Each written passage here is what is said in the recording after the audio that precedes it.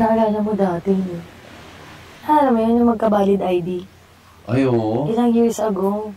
Pakasalan mo na ako. Wala kang valid ID, papakasal.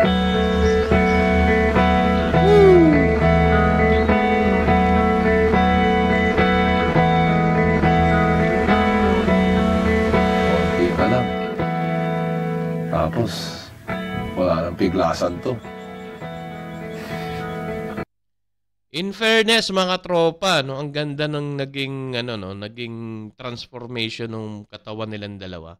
Si V from sa sumobra siyang taba nung nagbuntis siya, at si Kong sumabay din sa kanya, sobrang taba ni Kong. Ngayon tignan niyo naman yung katawan niya, 'di ba? Nakaka-inspired yung ginawa niya na transformation sa katawan niya. Ayan, ang galing. Parang sarap maging fit, no? Kasi tingnan mo, 'di ba? Handa ka na ba? Ito, overdue na nga. Dapat matagal na nga eh. Bakit ako lang?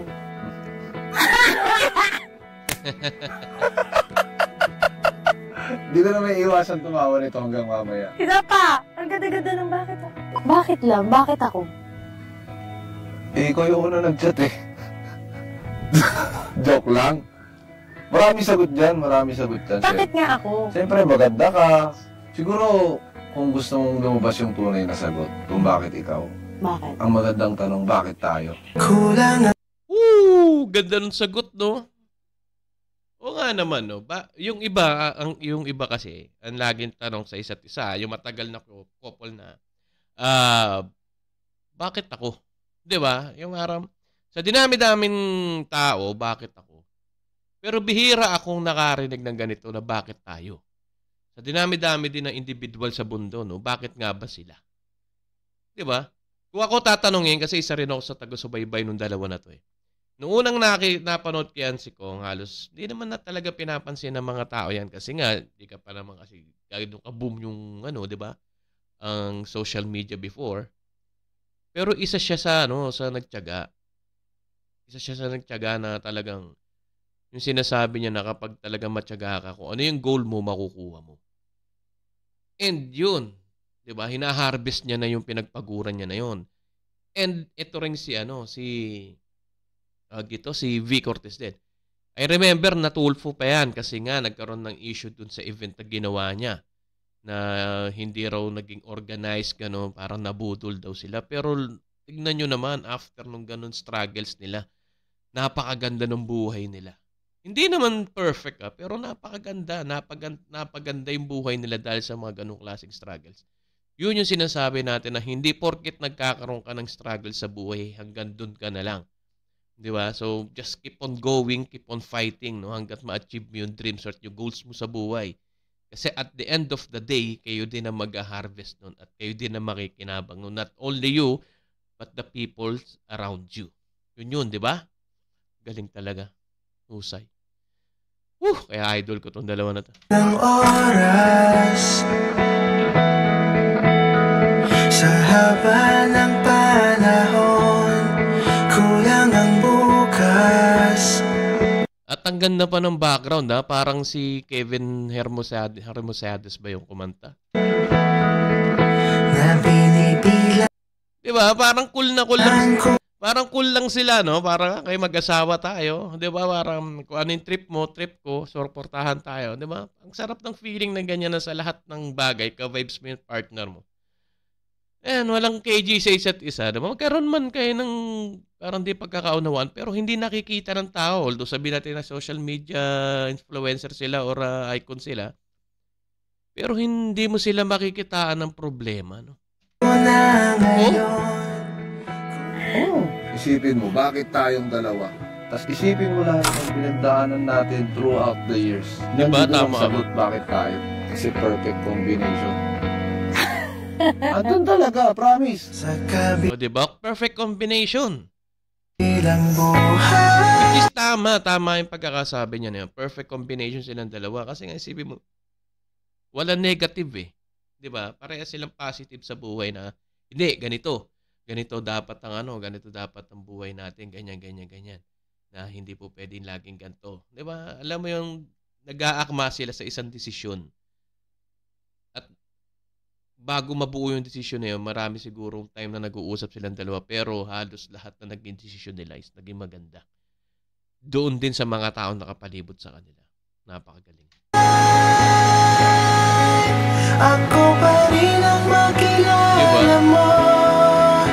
At sana Tanongin kita, sige, bakit ako?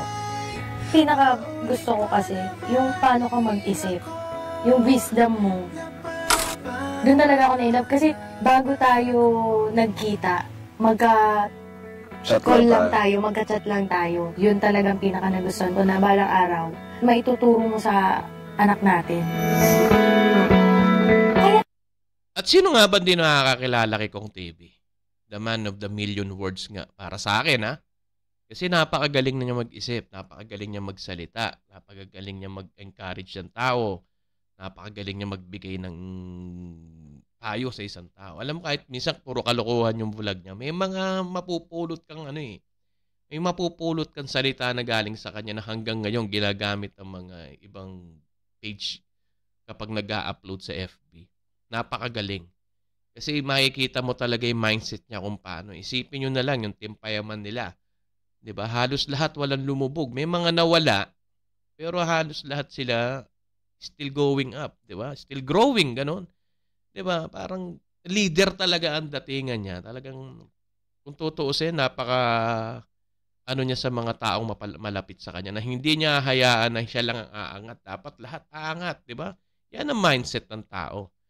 Kaya saludo ako dito kay Kong Walang walang halong bias yan talaga sa lahat ng influencer talaga. Si Kong TV lang talaga ang pinaka nagustuhan ko. Pangalawa si Sir KB. Alam mo, wala akong masyadong kinakabahala sa future kasi alam kong ikaw yung partner ko. Ay, ako din. Wala tayong hindi kayang dalawa. sa bawat pag-isip, Diba? hahalikan ka ng kaibigan at sa takip siling. Ganda ng aerial footage nila, Sabay na tayong aantukin sa Lalo na nandyan yung anak natin, si Kidlat. Mas lalong mas kaya natin. Kasi 3 na tayo. Oo. At aapat na. Okay. Mukhang nagbigay ng teaser si ng spoiler si V. Cortez. Mag-aapat na, malay nyo, buntis. Di ba? Malay nyo, buntis. Buntis ka? Ano ba yan? Ito. Yan tapos. Tampons. Wala pa, gagawin pa lang. Ito, masyado ka na naman excited. Diba, ang ganda nung picture nila yan, yung ganyan itsura. Di ba? Dumating si Kidlat sa kanila. Pero may mga times din pala dumating na laging nami-miscarriage si V. Cortez. Pero thank God, napakabuti ni Lord. Kita nyo mga tropa, di ba? Siguro hindi binigay ni Lord yun sa kanila before kasi hindi pa sila handa about magkaroon ng obligasyon. Pero totoo yung sinasabi na hilingin mo lang at maghintay ka. Ibibigay at ibibigay siya. Kita nyo, nagkaroon sila ng Kidlat. Mas lalong nabuo yung pamilya nila, lalong naging, parang naging madikit talaga as in. Kasi perfect combination na sila Sila na yung nandun So talagang halos lahat nasa kanila na Sabi natin, fame, pera, negosyo, successful sa buhay. Nasa kanila na lahat. Isa na lang ang kulang ang magkaanak sila. So nagkaroon na sila ng anak, mga tropa. So buo na sila. Di ba? Pero it doesn't mean na hanggang doon lang sila. Di ba? Nakikita ko, hindi ko sinasabing tayo. Pero I think or nakikita ko in the future, mas lalo mag-grow at mas lalo magiging maganda yung buhay nila dahil nga doon sa nila sa isa't isa bilang mag-asawa na, if ever nakasal na sila sa mga susunod na buwan. Yun lang mga tropa. Napakaganda ng couple na to. Goods. Wala ka masasabi. Tiwalang binigay mo sa akin. Kasi nung time na yun, sobrang hirap ng mga bagay na yun. Pero nung dumating ka, naging mahirap na lang siya. Bukod sa sarili ko, nung time na yun, kailangan ko pa ng isang maniniwala sa akin para siguro gumana lahat ng to. Kaya, thank you. Love you.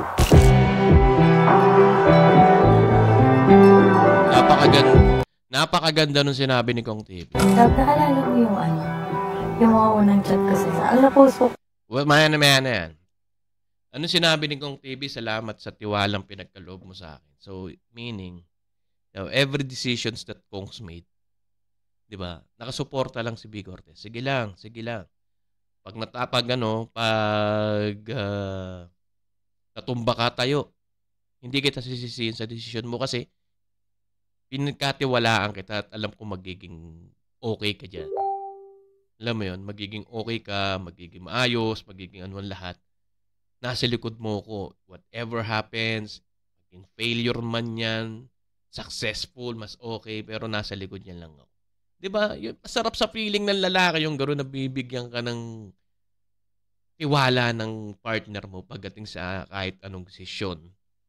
Diba? Tapos, totoo yung sinasabi nila na every man's success, there's a woman behind of that.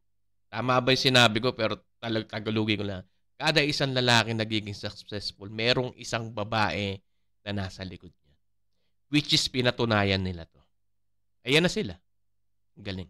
Kasi yung kailan ka mag-a-upload. Ang hindi ko pa napopost na ngayon lang nila malalaman. Nagpapa-apply ka ba ng Kalab Team? Ang lande. Ang lande. Tinatanong mo ba ako ngayon? Kung nag-a-apply ka? Oo. Hired na ba ako? Ay, overqualified.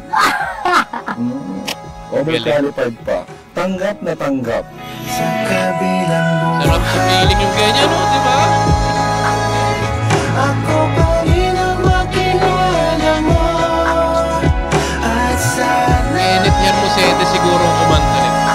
Kevin Hermosete. maulit tayo Hermosete. rin ako sa kabilang buhay. Ako pa rin ang makilala mo. Ganda ni V. At sana Natignan yung transition ng katawan nilang dalawa, no? From big to slim, di ba? Galing. maulit pa na mahalin ako na parang walang nagbago, na para bang walang nagbago sa kabilang buhay, sa kabilang Ganda nung ano? Ganda nung background. sa kabilang buhay. Wala nang ano yun, ha? Oh. Wala nang sesisante na. Walang masisistante. Hired na hired. Overqualified pa. Ang ganda! Ang ganda.